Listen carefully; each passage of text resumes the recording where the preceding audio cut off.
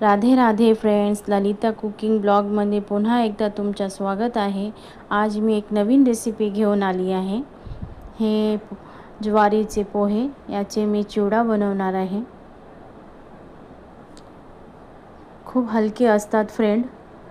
मी एक कढई गरम करून घेतली आहे।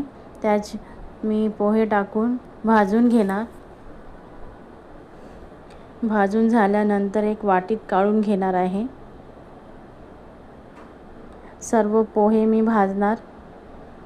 त्यानंतर एक कढई गरम करणार। कढईमध्ये तेल टाकून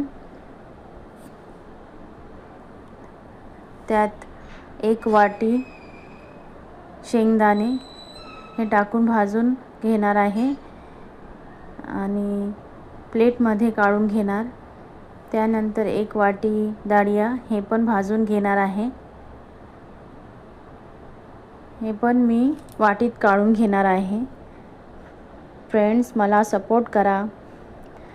फ्रेंड्स, त्याच तेलमध्ये मोहरी, लसूण, हिरवी मिर्च हे चांगलं भाजून घेणार आहे। त्याच्यातच मी टाकणार आहे कढीपत्ता। कुरकुरी झाल्यापर्यंत भाजणार आहे। भाजून झाल्यानंतर मी याच्यात हळद, मीठ, धनिया पावडर आणि लाल तिखट टाकून मिक्स करून भाजून घेणार आहे।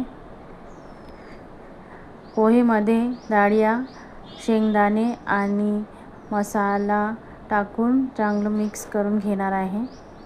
मिक्स झाल्यानंतर मी तुम्हाला दाखवणार ही कशी झाली आहे। फ्रेंड्स, माझी रेसिपी तुम्हाला कशी वाटली मला हे नक्की कळवा। हे हलके फुलके चिवडा माझी रेडी झाली आहे। फ्रेंड्स, मी हे पहिल्यांदा बनवला आहे।